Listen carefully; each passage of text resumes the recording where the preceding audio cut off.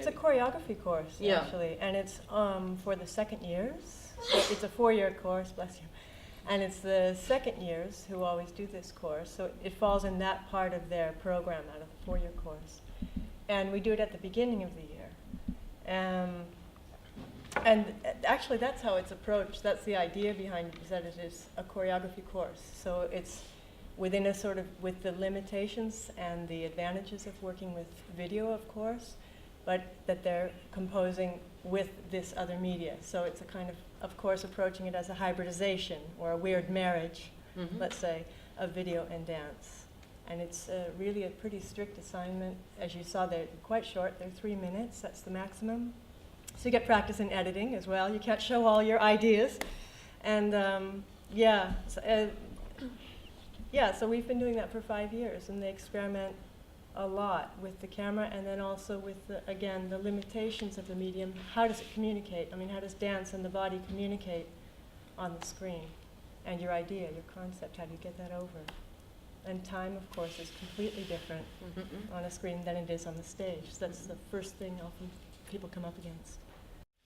For me, the most interesting, but also like difficult new was the first difference is that film demands different preparation and different planning, and then to think how would I want to shoot.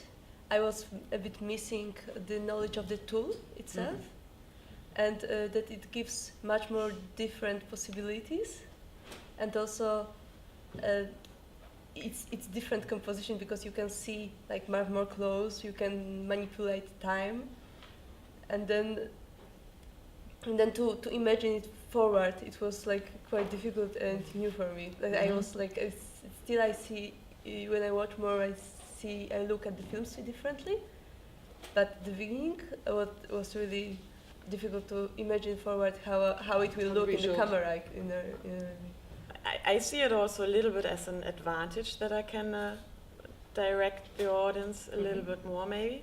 So I'm even at this question sometimes, why would I do a dance film? What is really the advantage? And right now I see a lot of advantages or things I really like.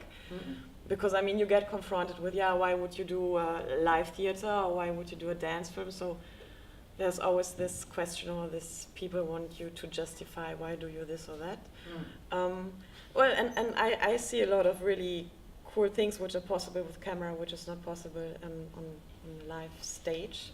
So this also why I was doing this shooting from above, because when I would have a glass floor and audiences on top, okay, then it would be possible on a live stage.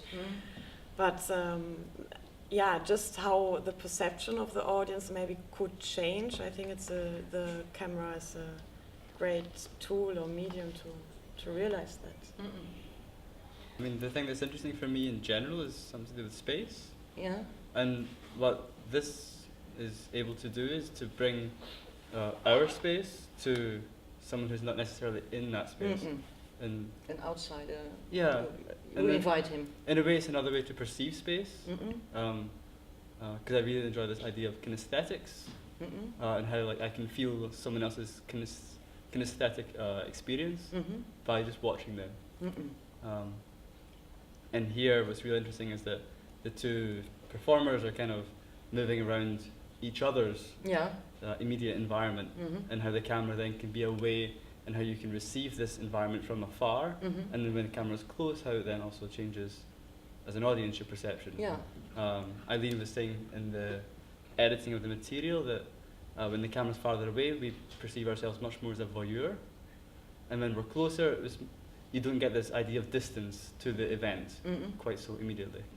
I think it was in second year of my academy time when we had in film history, we watched the film Pas de Deux by Norman McLaren, and that was really the moment when I thought, when I see the possibilities of film, of motion itself on screen.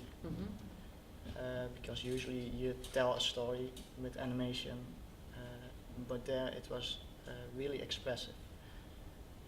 And that was really what drew me to make a dance movie. And it was really challenging because usually with animation, every movement counts, every movement tells something. And this was